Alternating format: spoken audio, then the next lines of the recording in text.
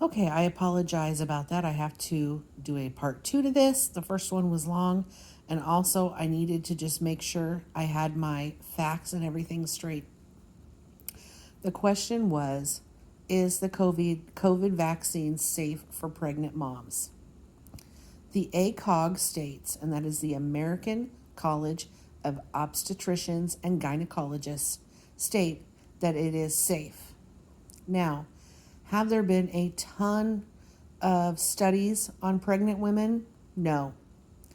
They are basing this information on the fact that getting the vaccine and being protected from COVID is way better for you than if you were pregnant and got COVID.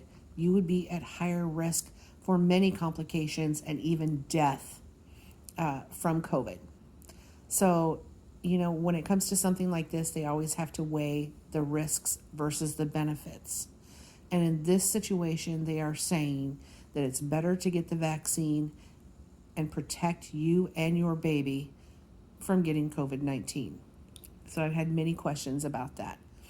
OBs are telling you, yes, please get the vaccine.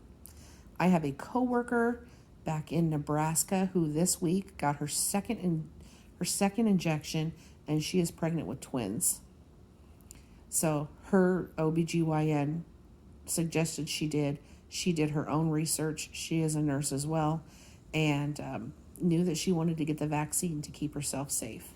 So that is a question. I know that topic can be quite controversial, but as of today, like I say, that is the recommendation, that even if you are pregnant, you should get the vaccine. Other questions that I have been asked are, should my kids get vaccinated? At this point, the Pfizer vaccine has only been given permission to give to people 16 and older. The Moderna vaccine is okay for ages 18 and older. Will the vaccine eventually be able to be given to children? Absolutely. They are still working on that.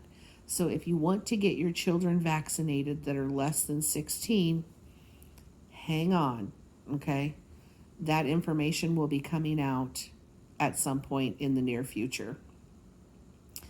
The problem with this is that, like I said, this is a work in progress. This is still being studied, and answers take time. They're not going to just start vaccinating kids not knowing exactly, what they need to be doing. So we just have to give the time for these questions and this information to be worked out.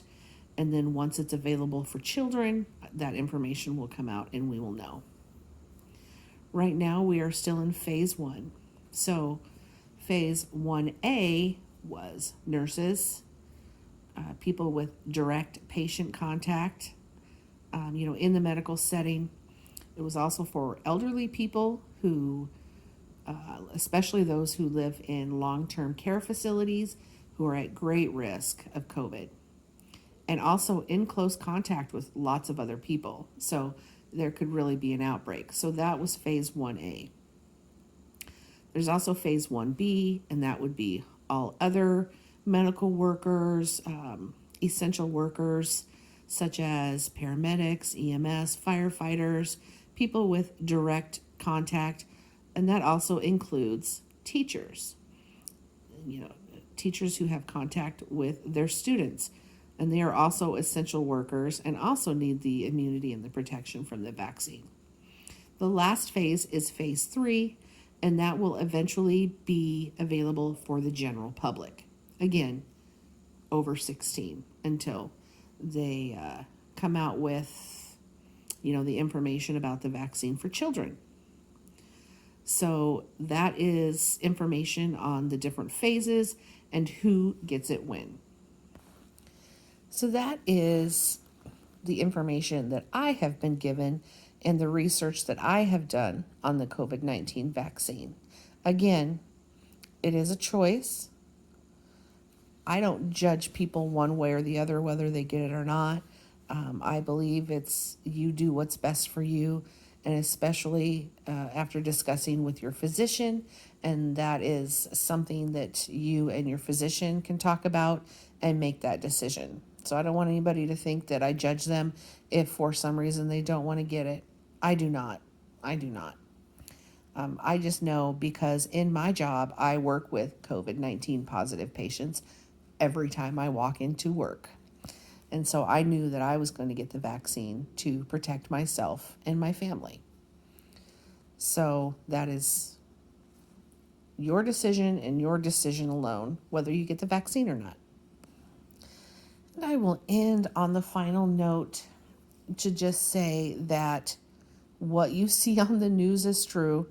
I cannot speak for every state because I don't work in every state.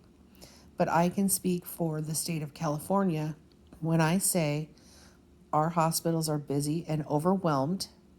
That is exactly what I mean. They're kind of doing something down here called rationing of care, and that is, they decide whether you're bad enough to be kept or not.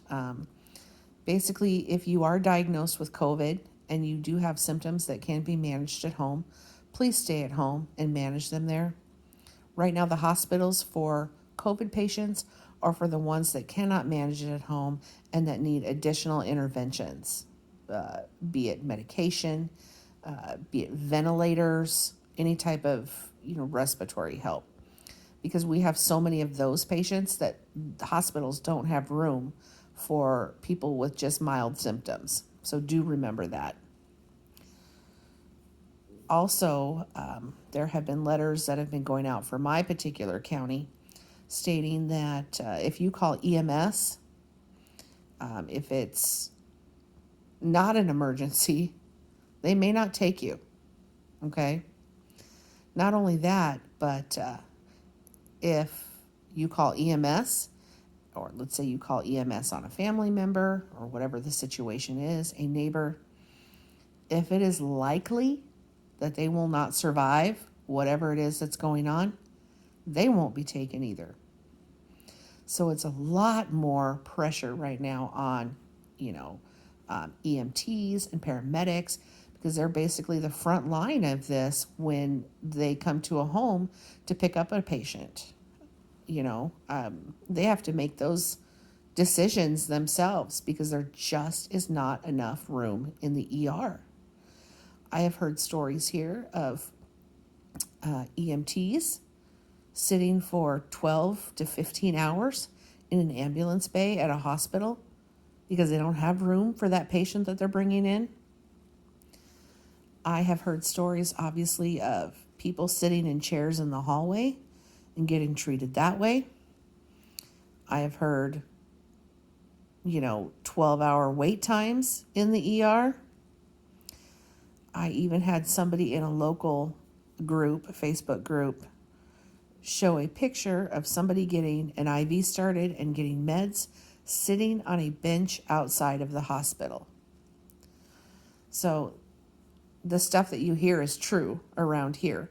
Like I said, I can't speak for other states because I don't live in other states, but here in California, it's a very, very dire situation.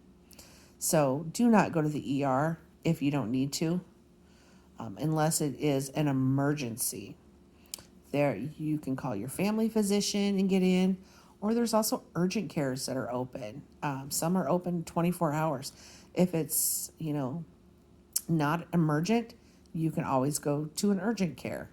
There are other options. So that's just my other little spiel I have to give.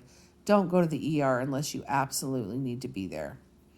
And that also means if you want tested for COVID, don't just go to the ER to be tested. You can check with your physician's office, and I know many cities have testing sites for this as well. So I just want to reiterate that to everybody as well, because I am a nurse who is also overwhelmed at work with doing COVID tests and taking care of COVID patients and all of that kind of stuff. So just a reminder as well. And I think that is all the information that I have on the vaccine. You can always DM me on Twitter if you have any other questions. But like I said, this is a work in process. It is still being studied. Next week, the answers may be different, but I am just giving information on what I know to be true today. That is it. Stay happy and healthy, everyone. Much love to you all. Bye.